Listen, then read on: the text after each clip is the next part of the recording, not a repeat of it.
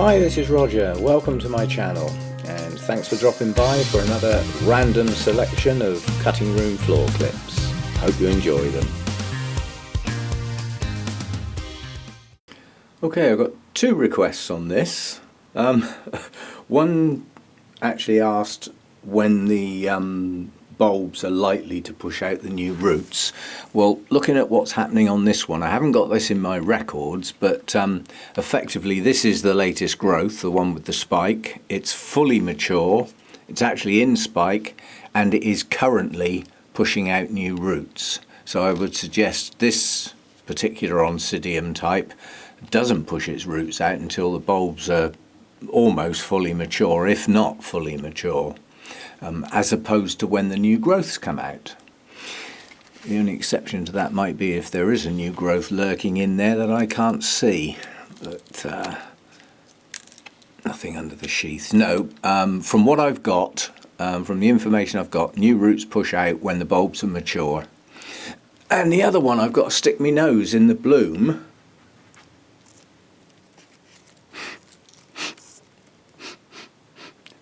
No, there is no fragrance I can detect whatsoever. I was asked to check whether it smells of cheap plastic shoes. Well, I haven't had any cheap plastic shoes that I know of, but I'm sure I could work out what cheap plastic smells like, whether it's put into shoes or anything else. I can detect no fragrance whatsoever, but today is a dull day. I've got literally completely overcast, and a lot of orchids don't push fragrance out in low light levels. So I'll stick my nose in there again when we get a sunny day and see if it changes, but nothing at the moment. I've got a bit of surgery to do on that. I'm going to take the top part of that spike off. This branch down here has only recently opened, so these are quite fresh blooms and they will last some time given how long this part of the spike actually lasted. But these blooms are effectively gone now. There's no point in keeping that part of the spike. So scissors at the ready, always sterilise tools before making any cuts. And down you go, timber! So now I can get the camera back in my proper hand, the one that doesn't wobble about quite so much. I need to repot this because I don't know what it's in, although the quality of the bark doesn't seem bad. I don't like the fact that pseudo bulb's buried, but most of the good roots are here under the growth with the spike on it. The good news is I do have a new growth coming. And again, because I haven't had it long enough, I don't know at what point this is going to start pushing out new roots. But one way or the other, I'll give that spike some time. I'm quite happy that the media it's in is okay. And at least I know that the roots that are out of the media can't possibly rot.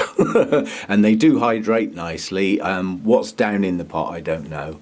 But I'll give that a good water now and keep my eye on that new growth and see if it starts to push some roots. If it does, that's the point it will get repotted, whether it's got a flower spike or not.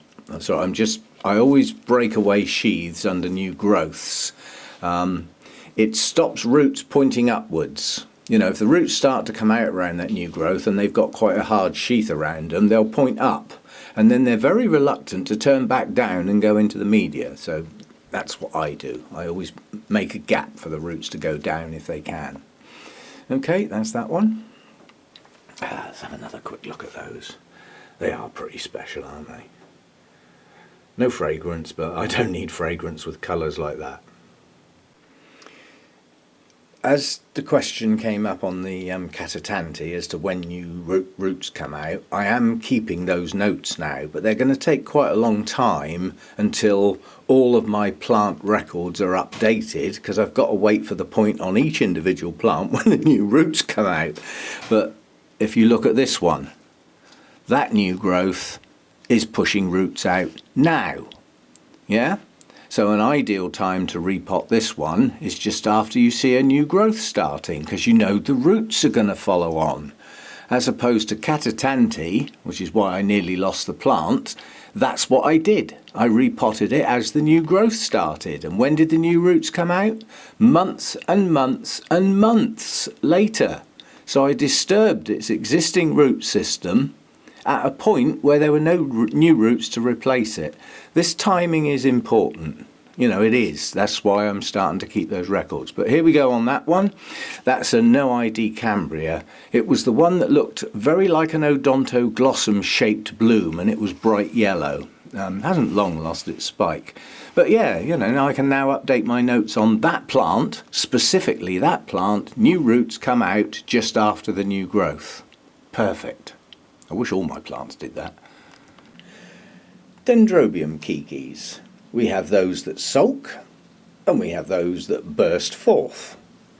I still haven't worked out why in any of those cases, but I mean, if you take this one on the end, which is Thai Angel, I think.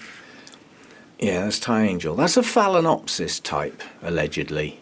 Although looking at the canes, I think I might dispute that. But it's got a new growth. That's been sitting there doing nothing for as long as I can remember. Without going to my records, it's some time. It's never grown any new roots. It has some roots, and it's capable of hydrating through those few roots. But as a kiki, it's done nothing for a long, long time. Now it's pushing a new growth out. And as soon as you see that on a kiki, you can relax, because as that pushes out, so will the new roots. Now this one, I got this from Burnham. This is Delicatum. I did a deal with Sarah and practically didn't give her anything for it, but I got it. That's the main thing. This is a sulky one. You know, she said, oh, it is only a kiki. I mean, there is an eye down there, but it's not moving. So that's a sulky one. That's just sitting there. Now, it was potted up by Burnham's as a kiki. It was actually in flower when I got it. So I don't know how long it's been in the pot, and I don't know how long it's been sat there. But it's not doing anything. Now these are Berryoda kikis. These all flowered. These were off my large plant, so they're my kikis effectively. You know, I got a good root system in the pots. A lot of those roots would have been there when I split the kikis off, because I don't tend to take them off until they've got roots. But there's not a sign of life at the base of those canes. Come on! I want to sell that, and I'm not selling it until the new growths come, because people will think, oh, I don't know, there's no new growths on it. That's why it's got a red tag on it. It's not actually my daughter's in this case. It's due to be sold. And then you get the opposite end of the scale. These were quite badly dehydrated kikis that Rachel sent me. And look at it. It's taken off like a rocket. Yeah? The tallest cane there didn't really totally rehydrate, but the other one did. And its new growth is kicking off. And so is the root system. Yes, you look in U3. This is what you're supposed to do. So that's one that didn't sulk for a minute. It just kicked off straight away. What the difference is, I just don't get. Anyway, you know, if they sulk, they sulk. If they don't, they don't. They grow. You know, and this is going to push on. That's going to be a nice strong cane by the end of this season. Probably about here. We shall see. But with the backup of a reasonable root system and a shed load of new ones coming out from that new cane, there's no reason why that shouldn't really kick off and take off. And possibly even more canes later in the year. That's, you know, we'll see how it goes. But yeah, kikis on dendrobiums, funny things. Sometimes they really speed away, and other times they just sit there and look at you. I think they sulk because they've lost their mummy. Ah. Just some thoughts about plant placements. Now obviously I've got bright light coming in from above here, but it always comes in at an angle from that shade netting and hits the Vandas, but that more intense light there doesn't get down onto this shelf. That doesn't happen. So this shelf basically gets the majority of its light through that window. You know, by the time the light gets round here, it's got 40 plants to get through before it gets here.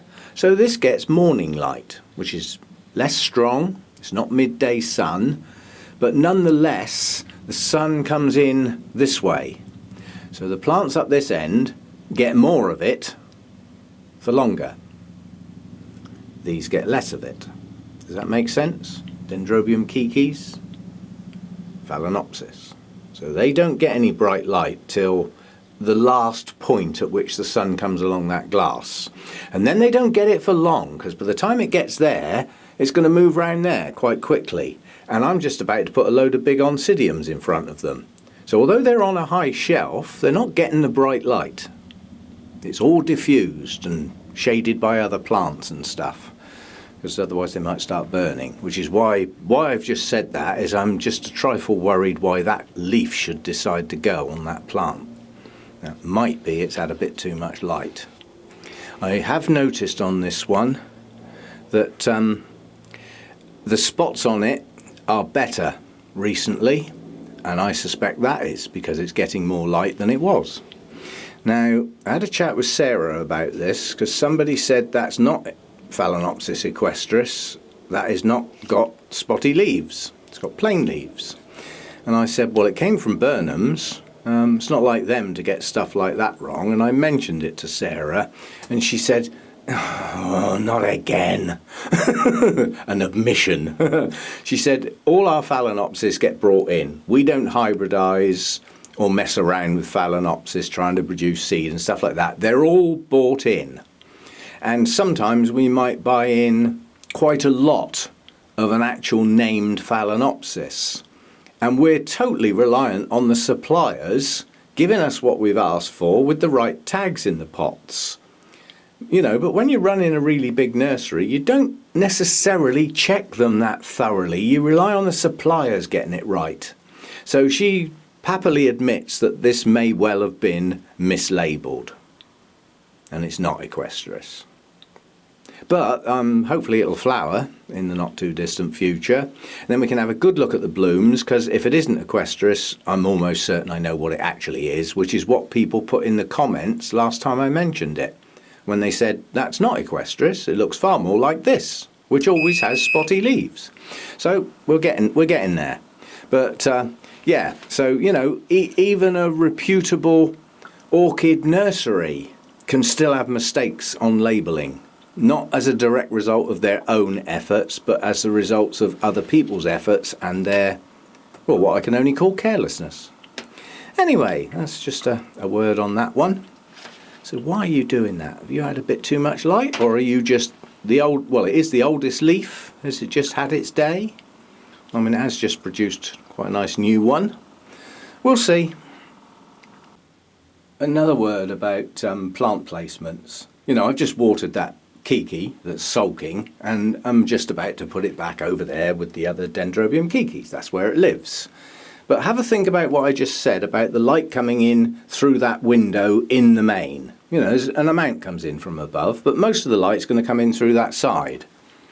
So if I put that plant like that, the back of the leaves are facing the light, and that really is no good to man nor beast. That plant needs to go like that, so that its leaf faces are facing the direction that the light comes from in the main. That way those leaves will photosynthesize better. It's just simple. That's why plants head towards the light if you've got light coming from one direction and their leaves face that point. It's to get better photosynthesis and get better light. So I've got to make sure that one has its back to me and its front to the light. You know, it's quite important, facing the right way. If you don't want a plant to have an aspect like that, then you need to remember to turn it quite frequently. But do be aware that can have a slightly weakening effect on the plant, because it's forever having to adjust the way its leaves face. Ideally, the light should come in from at least 3 directions, but I know you can't all do that. I'm okay in here, the light comes in from 4 directions, 3 sides and the roof. So the light moves around them, so it's not quite so important for me. But this one needs to face the light, because it's sticking over sideways. Grow, come on. Again, talking about aspects, yeah? This is the oldest cane, a little bit shriveled, a little bit desiccated, but nonetheless those leaves can still function to a degree. Second oldest cane, and my new growth. Where does the new growth need to be? Not in the strongest light. It's still soft and tender, delicate. So I use the rest of the plant to shade it from the brightest light. So brightest light comes in from there through the fog. This fog is beginning to get annoying today. So by placing it like that, the rest of the plant gives a little bit of extra shade. So that fog's right in my face. Yeah, so the rest of the plant and some of the other plants just shade the delicate new growth a little bit. So same with your Oncidium types. You know, if you've only got one direction of light, I would suggest you keep the tender new growths at the back of the plant and let the old gnarly part of the plant face the strongest light until the new growth takes on the same sort of colour as the rest of the plant. At that point, it can take the same light as the rest of the plant. So, you know, just simple placement on which part of the plant faces your strongest light direction can have a difference on whether you stress out your new growths or not. So that's what I do anyway. So now you can see, now the shelf's actually set back up. All those Phalaenopsis up the back there along that back line that appeared to be in light that was probably a bit intense are now completely filtered by the large Oncidium types. Yeah, and even this one that's at the front of the shelf, the light comes in from over there. Yeah, it's got to get through this lot before it gets to this. So it's still shaded and at the front so I can see the blooms. Yeah, so it's just a little bit of thought. And, you know, even that lovely bright yellow Oncidium that I said's got a new growth. The new growth's facing away from the light. Luckily, that's also the way the blooms face. Otherwise, the new growth would have had to go and put up with it because I need to see those blooms. So yeah, every single plant on there has been placed according to where its new growths are and how much light it needs and whether it serves a secondary function of shading another plant while it's at it. So, you know, it's just about placement really and your light direction, where it comes from at its strongest point. And then I messed the logic of the whole shelf up by having what is one of my coolest growing plants up on a warmer area shelf with probably would be brighter light if it wasn't sat underneath that great big Oncidium set of leaves there. And why is it up there? So that I can see this. You know, these blooms don't last forever, so the plant can put up with a little discomfort while I enjoy those blooms. Because where it normally lives is down there on the floor, right in line with the inlet fan. Coolest place I've got. But it's not going down there while it's in bloom. It's up here, where I can enjoy it. Yeah. Okay, let's attack this shelf next for watering. This is my awkward shelf. You can see I can't get at it. I have to move so many hanging plants and things that are in the way. I never do that shelf first thing in the morning. And I never do that shelf first on the list. I always practice on another shelf first. It is the shelf most likely to get things knocked over, bumped into, and annoy me, basically. But, you know, it's a relatively high light shelf. Everything on that shelf to a degree gets pretty bright light. It's up the end that gets light in from the side, if there ever is any sunshine, and it gets it first, so it gets it longest. And then the sun comes round here and it gets it for most of the rest of the day. So that's a much higher light shelf than this one, even though they're both at the same level and they're both against what looks like a light source. But my main light source is from that corner round here. So these shelves are much higher light if they're near the top. And even if they're not near the top, they still get a lot of light, but adjustments are made accordingly, you know. So Nobiles, Cattleyas up the top of that lot. They don't get their light till later in the day, but when they get it, they do get some. But this shelf probably gets the most light from two directions, well, and from the roof, of course, although there are quite a lot of hanging plants to dapple that shade. And the ones that are up there are the ones that need very bright light. Things like my Maxillara tenuifolia, some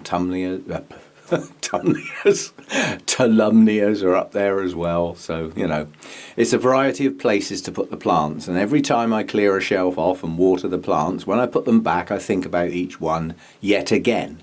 And a lot of the time it'll go back exactly where it was before. But sometimes There might be a couple of delicate new growths on a plant that was right up near the glass. Well, it will come back from the glass, just to give those tender new growths a little bit of extra, help with a bit of shading while they get their act together.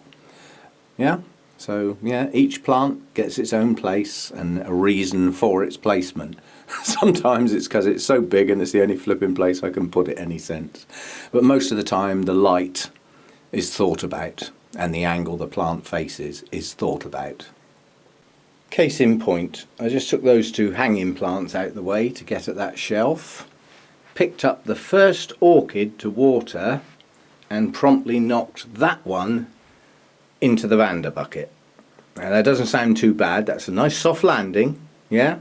But soft landing or not, it caught that growth and bent it.